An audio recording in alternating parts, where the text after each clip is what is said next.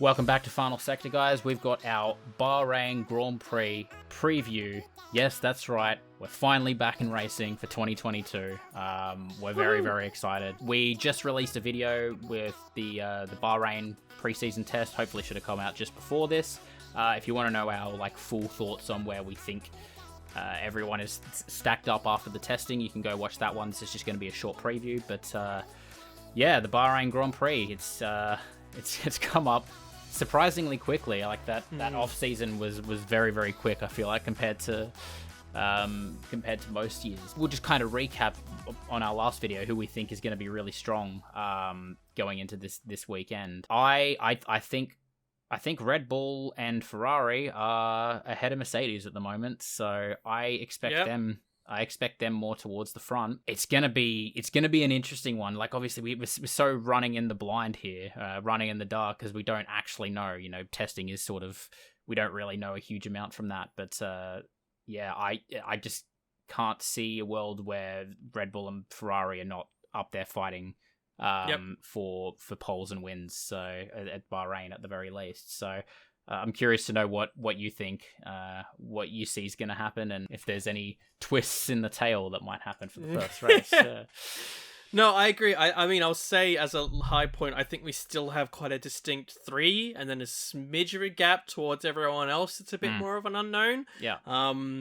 I would be surprised if any of our traditional, let's say, top 3, if you're Ferrari, Mercedes, and Red Bull, do kind of fall back behind anyone else. I mean, the closest competitor, I still think, not just looking at, I guess, last year, but in general, closest competitor, McLaren, has a bit of to work out there, as we've covered in testing. Yeah. And even when they get that together, I still think there's a bit of a performance gap there anyway. But I do agree that Mercedes, I mean, yes, we've seen let's look at last year where Red Bull seemed to be quite significantly stronger than them, and yet Mercedes still came out of the gates running alongside them, if not a bit ahead of them, or you could argue either way on that. But because this is because Mercedes has gone now with this sudden radical different design, but they're not necessarily just smashing out of the gates straight away. There's obviously a lot they have to work out. While on the flip side, it seems like Red Bull and Ferrari have used their 6 days of testing to really nail down the package that they want to run and be stable with, right? And especially the track where we've seen with testing with Bahrain, that it does seem to really, if you've got a weakness in your car, Bahrain's going to exploit it. Yeah, absolutely. Yeah, and those two teams really seemed very kind of solid, confident, able to run, only tiny issues that really you'd say they could get addressed at, the days leading up to the free practice or up to free practice. If we go into between Ferrari and Red Bull, that's where I think, I think maybe we'll see a bit of a back and throw. I'm not sure. I think that's quite an interesting conversation. Yeah. Where are you sitting between them? I would have said pretty much the first 5 days of testing, I would have said Ferrari straight up. Yeah. That last day, where Red Bull brought that new package, and with Max at the wheel, that car seems to be a little bit more in favor of how Max likes to drive in general, I think, just with how they've got it set up, and with that package that they brought, that new aero package with the side pods, which we talked about in the previous video. But I see Max taking pole and winning the race. I see that Red Bull doing well. I think Ferrari will probably in Charles Leclerc. I think he's looked a little more fighty so far in that car, a little more willing to try different styles and push it a bit more than maybe Carlos has right now. I see Ferrari maybe giving Red Bull a little bit of a push for, maybe even during the race. They seemed super, super stable across their long runs as well. So I think Ferrari will definitely have to be one to watch out for in the race. Yep. But yeah, that car on day 3 for Red Bull looks absolutely mega. It looks like the best I've seen a car. They basically did what you would expect from a final day of testing, where they almost say, this is our final cards, let's make sure it's all good. And that's exactly what they did. And it was a bit like, okay, they're definitely putting their cards down to say, by the way, we're ready. And it's like, ooh. Yep. Yeah. But I don't see anyone getting Max for that first race. So no. I think Max down will be quite interesting. I mean, I think from what I even saw from Checo out there and some of his words, what the team was saying, he seems actually quite comfortable and confident. Yep. I mean, it's still we're still talking about Max here, right? And I still think even if they're both confident, he's that step ahead. But I don't think Checo will be a step behind. I don't think he's got a free P2 even.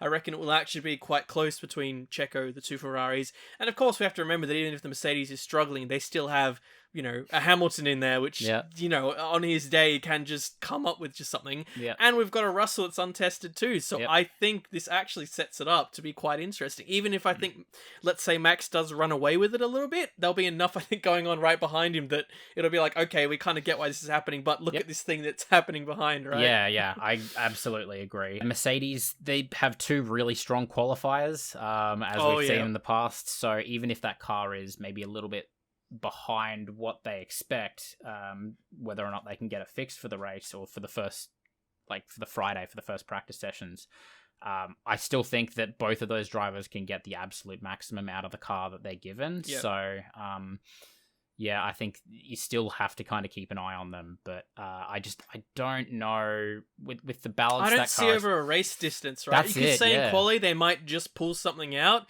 but over a race, I think actually the balance they just don't have that stability. Yep. If the tires start running out, brakes overheating, you consider it really impacting them more than the other two. So. Yeah, 100%. So.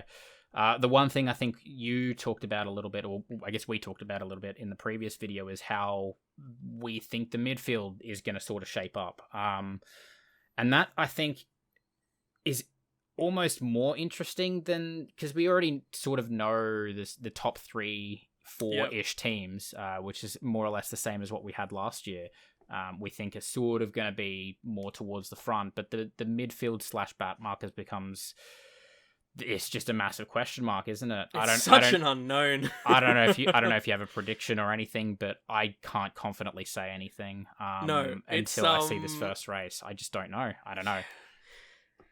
There's so many variables at play. I mean, as we see, everyone almost let's say everyone, but let's assume that McLaren somehow get on top of their kind of brake issues, right? As their outside kind of variable. It seems like everyone has these few little issues here and there they could address in various ways. And you almost say that it depends if some teams try to really just run safe or try to run on the edge, or, they could go so many different ways about it to fix these issues. I mean, we're no mechanical experts, but it seems to be that a lot of the things they're experiencing are common across the board and there's not just one sound solution to fix them, right? Yeah. And I mean, even though we've had the cars running out there still hasn't been that much running of extended periods behind other cars, or when you're really pushing 110% on the tires. So there's still a lot of unknown there.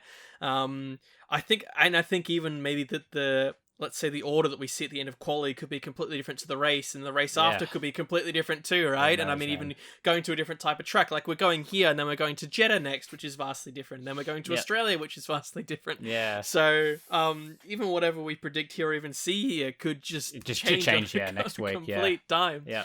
You could have one team that one week is both cars on fire after lap 1, and the next week they're getting 5th and 6th or something.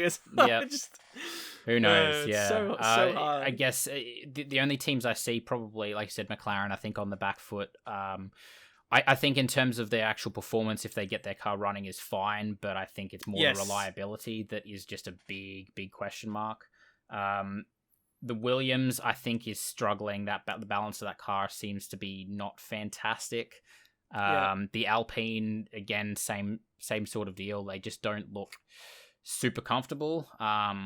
They're probably the 3 teams I would expect maybe we won't see exactly their full potential possibly for the first race, but I think all of these issues, obviously other teams have had these issues, if that team can figure out how to fix the issues their way, there's no reason why they can't, get back to jump back up again. But I would expect those 3 teams maybe to just sort of be more towards lower than you would expect them to be at the start. Maybe treat it more as like not an extended test per se, but more of an extended, we know where we're at. The fix we need is going to be like a 2-3 week thing. It's not going to be an overnight, a couple day thing, right? So they'll be a bit look, we're just going to, rather than run it on the limit and potentially then explode or have a brake failure. And especially we have to remember as well,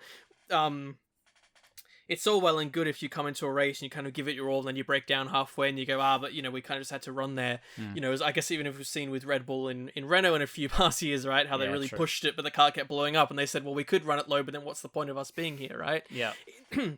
excuse me, in this case, logging data for a full race for 2 cars will be really, really important. So even if you maybe sacrifice the first race or two, especially because I think these 2 races coming up are really good races to test your car, I think they'll be saying, look, we just need to log a lot of data in the traffic, going through all the systems, the pit stops, everything, our strategy, and then just build it on from there from the season. I guess that's why it's good. We've got quite a long season here to actually say there could be some phases here where the first third could be a lot of setup, getting up to speed. Then the midfield might be the really everyone's setup, let's see. Then the final third, who's thinking about next year, who's staying with what they've got. So I think it sets it up well, yeah.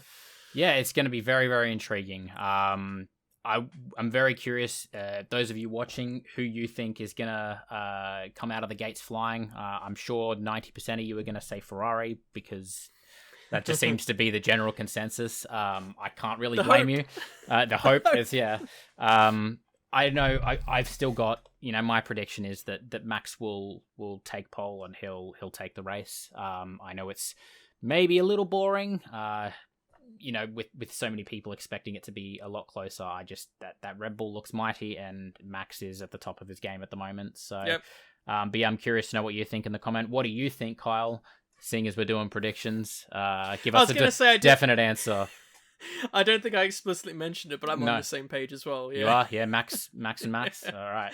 Yeah. I'm glad we're the same person yet again, so... And even if we just don't look at it from the order, but I think I'm really excited to see some of the stories that come out. I think we'll see a lot on how cars are following. It's exciting to see how these cars battle, I think, as well. Especially at Bahrain, where it's a track where you can overtake. We've always had good Bahrain races, even when we think back to 2014, that was an astonishing race. You had both the Mercedes out there ages ahead, but they were still fighting and tons of fighting for the midfield, the podium. So what a great track to actually, I guess we're Australians, so we have a soft spot for the Aussie Grand Prix, but it's not the greatest track to have as an opener. Hence why they're making some changes to it. But Bahrain, I think, is a proper good track. I think we even saw last year. It was very interesting, right? Maybe we'll see Haas win the race. You don't know. We did see Magnussen top the timing sheet on day 2, so it could happen. Hey, the first time Magnussen had his start, where did he come? In Melbourne in his first year? It was like 5th? It was P3. He got his one and only podium in his first race. I didn't even know that. Wow. And everyone was like, it's the next Lewis Hamilton. And he went, oops. But yeah, like I said, let us know in the comments what you think. Very excited for this one. But we'll see you after the weekend for the race breakdown when everything we say is wrong, and which is fine. That's also good. We like that. That's what we want. But yeah, enjoy the weekend, and we'll see you afterwards. Take care, everyone. Enjoy.